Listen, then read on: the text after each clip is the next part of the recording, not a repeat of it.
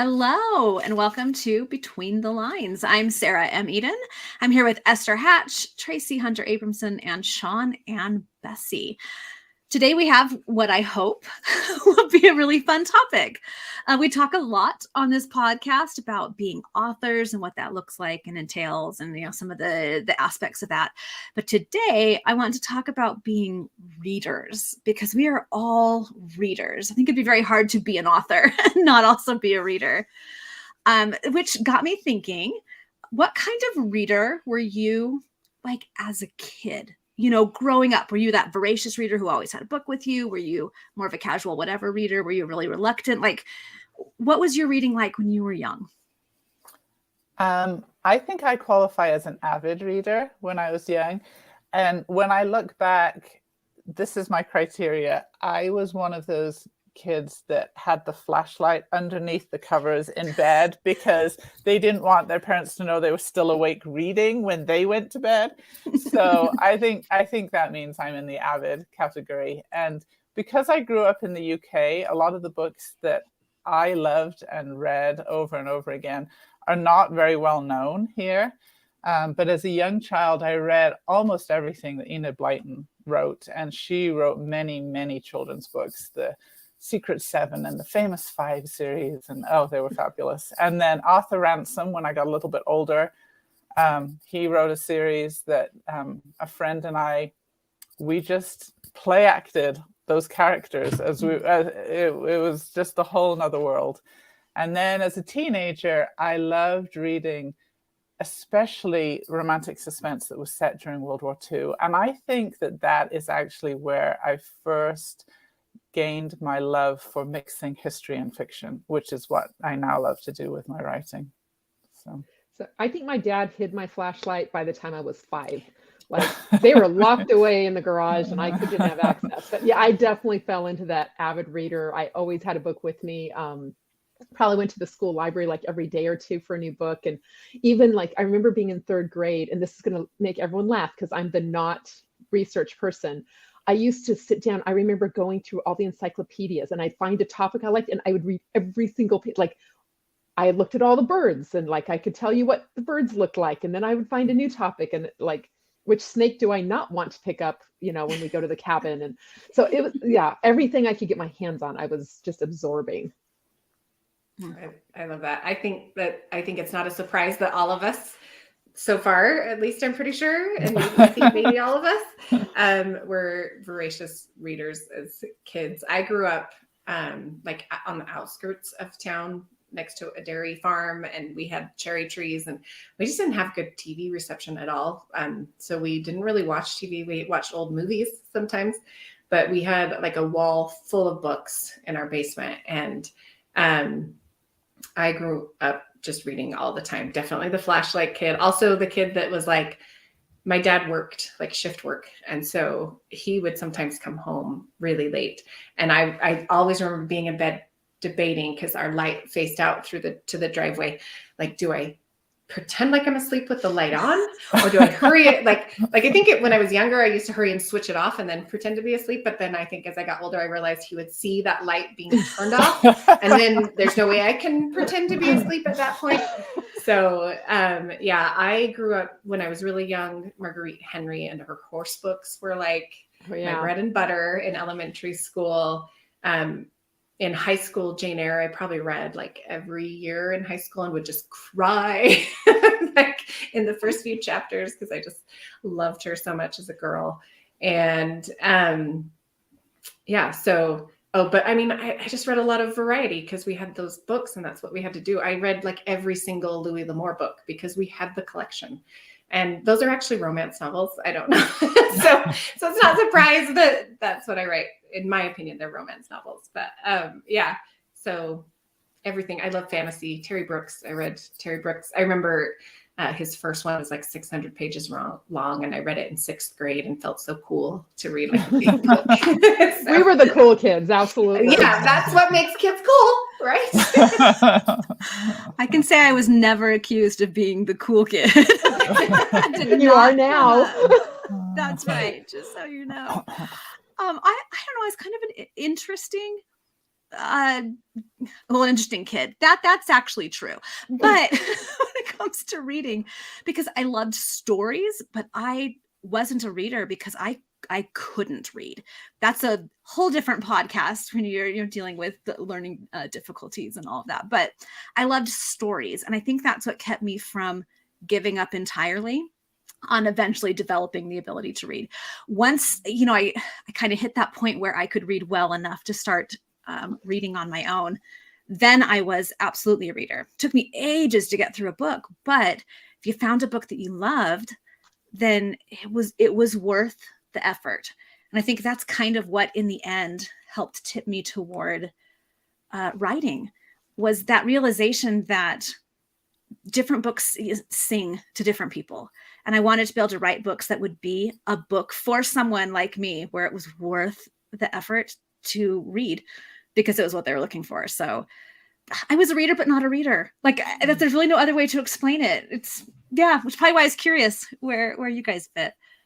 So my next question about being a reader is what I am calling the great bookmark debate, because this comes up. So my question is, what do you most often use as a bookmark? Are you like an actual, I use a legitimate bookmark kind of person? Is it like whatever, McDonald's receipt happens to be in my purse? Is it I pull a scrap of paper? Do you dog ear the pages? Do you not use bookmarks? Because I've seen Esther's t-shirt that says bookmarks are for quitters. Like, what is your philosophy on bookmarks? What do you use, or do you? So most recently, probably sticky notes more than anything, because I always have some in my purse and I can be like, oh, okay, I can just stick that in there. But like, I'll use whatever's convenient. I'll use a receipt. I'll use just whatever. I will admit, in my early days, I mean, I'm talking going back to like junior high here, I did dog ear pages. But I know, confession on Between the Lines today. I've outgrown that terrible habit. And but I'll even like just memorize like, oh, I think I'm on page 96, and if I forget, then I just have to skim a little bit, and darn, I get to read some more. So anything. Well, I think Sarah was right. I think bookmarks are for quitters. No, just kidding. It's only when you're like to start driving at the red light, Yeah, no, I do actually often read books in one sitting, which is not a healthy way to read books, because that usually means I end at like 3 a.m.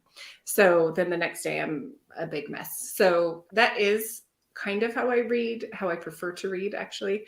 But it obviously can't always happen. So I typically am someone who doesn't use a bookmark still, though, because I will just like, I was like trying to describe this, but you just like open the page and lay it flat, right? Like I just open my books and leave them flat on my nightstand like this. Yeah. And then I know where I am next time I pick it up. So, but either that or just anything that's nearby. Yeah. I think most of us are in that boat, because truly, Tracy, dog earing a book is almost sacrilegious. It's just terrible. I was ill-educated in my youth. Ill-educated. But yeah, I tend to grab whatever is closest, which is usually either a receipt or a grocery list, and then I end up going to the grocery store not knowing where my grocery list is. But I think the takeaway is we're all a mess. Yeah, we're a total mess. But we're all reading, so. Well, there you go. Yeah, I tend to just use whatever I have at hand. I think the weirdest thing I've ever used was I had a physical book I was reading, and I was actually doing research. I had it open. Then on my phone, I had a book open on the Kindle app, and I used my phone as a bookmark in the physical book. So I kind of used a book as a bookmark. Okay, Sarah's such a big reader. She uses books as bookmarks. Yeah, that's right. I've you're done that too. And also I remember, a lot of times when you're not feeling well, that's when I get a lot of reading done. So if I have a bad cold, I have used clean tissues as my bookmarks. Unused tissues. Yes. I'm glad you made that distinction. Absolutely. But I have never been so sick that I dog-eared a book. No, that's right. You guys are never going to let me live this down. This is what happens when you confess to anything. Which the funny thing is, we probably did it as kids. We just weren't going to admit to it. So. trying to remember. What can I say? See, I can tell you, I don't know how to lie.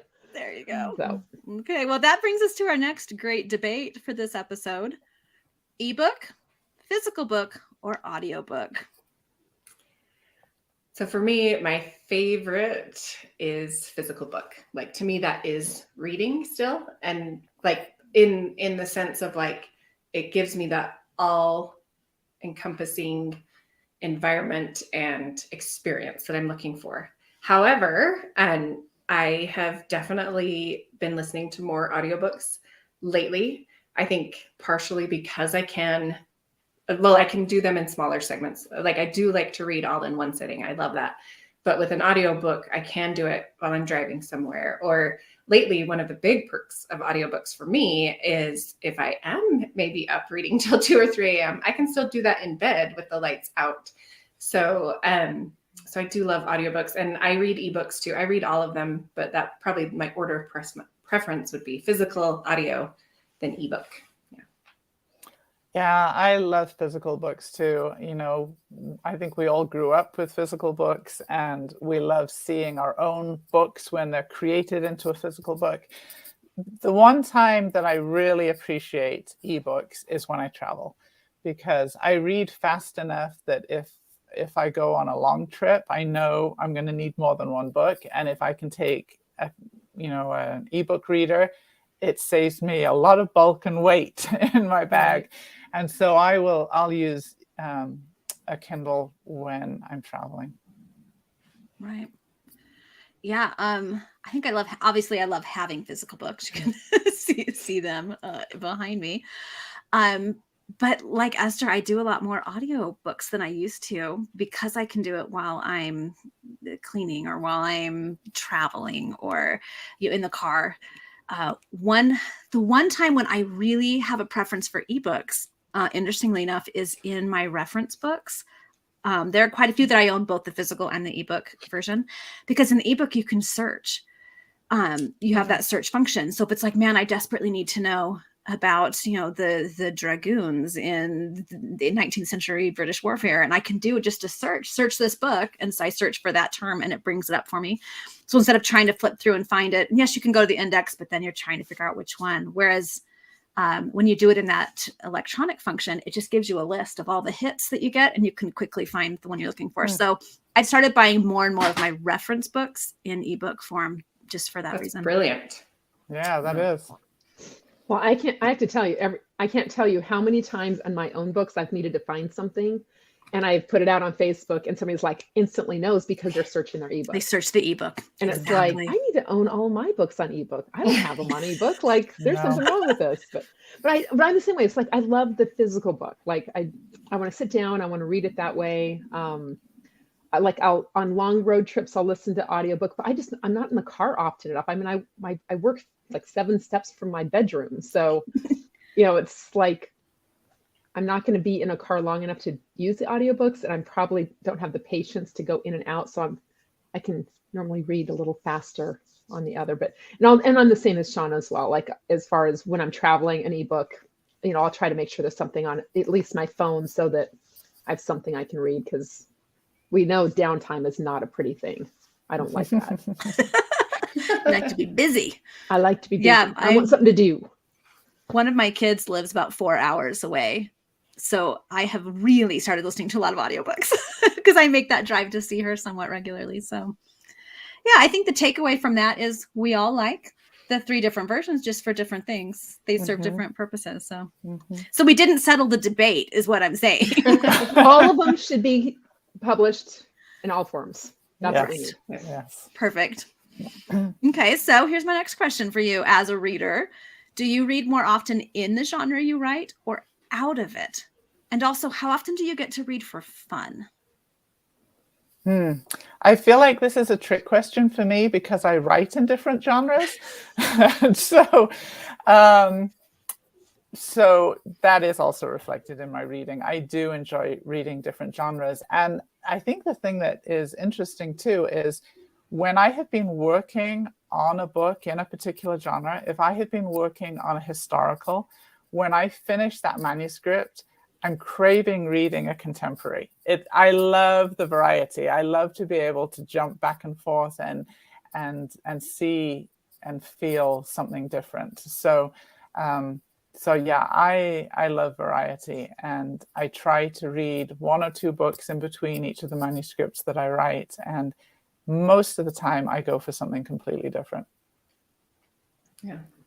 So I feel like, I'm sure a lot of you are this way. Once you got into the publishing world, you no longer totally picked your books all the time that you are going to read. So if that makes sense. So I've got a lot of friends who write books, and I love it. Like, it is fun for me, but I still kind of classify that as work reading, if that makes sense. Right. So I read a lot in my genre for what I would call work, which is still fun and pleasurable, but it's books that the publisher has sent to me or books who friends have sent to me. I love to read them before they come out so we can talk about them, you know. So in that aspect, I do still read a lot in my genre, but when I'm reading for escape, I don't want to say fun, because that's still fun to read in my genre too, but like escape, like completely, I'm doing this just for myself and for no other reason. I don't read in my genre typically. I do read a lot of contemporary rom-coms now, just lighthearted things. I still have a love for fantasy novels and YA, or young adult, one or the other. Like fantasy, you know, like even like the Twilight type books that are just like page turners, the Hunger Games. Like I love just being immersed in a world an author has created, and that gives me more of an escape than reading in my genre does, because I know part of my brain needs to think about work when I'm reading those. Yeah, and I probably read more out of my genre as well. I mean, typically if I'm reading in my genre, often I'll just go onto Amazon and I'll read like that first free chapter or something just to see how other people are doing. But that's more work. That's not like, oh, let me just read this book. But if I'm just going to read a book, the funny thing is that you guys are the ones I'm normally reading. Like, it's normally a lot of the historical and things like that, which we all know. If it doesn't have a 19 or a 20 in the front of the year, it isn't going to be written by me. But I will totally read it when you guys write it. So, but I think part of it too is I like to blend genres, and you can always learn so much from how other genres are operating. And I feel like it helps me bring new, fresh ideas and present my work in a different way when I've been reading from other people that are not in my genre. So I don't know if that makes sense. Yeah. Guys, I feel like I've had an insight into myself during this conversation. The last few years, I find that I'm reading more outside of my genre than I used to. I still read a ton in my genre, and I've been trying to figure out why, because I still love romance. I love historical fiction. So why am I feeling pulled to these other genres? And I think it's like you guys were saying, because even when it's a book you're enjoying and you love reading and it's fun, when it is in your genre, there's still that hint of, this is part of my job. This is part of my work. And sometimes our brains just need an escape. And that escape means slipping away from what you would ever tackle or write. And it lets your brain kind of relax into that, I'm not on the clock right now. So guys, Sarah just learned things about herself. I'm glad they were positive.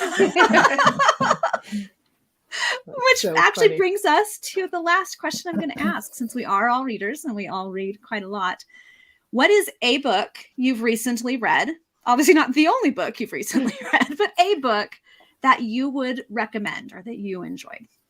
Okay, well, one of the ones I just read was An Unassuming Curator by Sean, which I absolutely loved. But see, I'm totally reading outside of my genre because I'm not writing historical. So, but yeah, it's fantastic. If you haven't read it, you should. So in my book club, we just finished reading Persuasion. 100% recommend. It was really fun to have a Jane Austen book for book club. We do all kinds of things, so that was a fun one.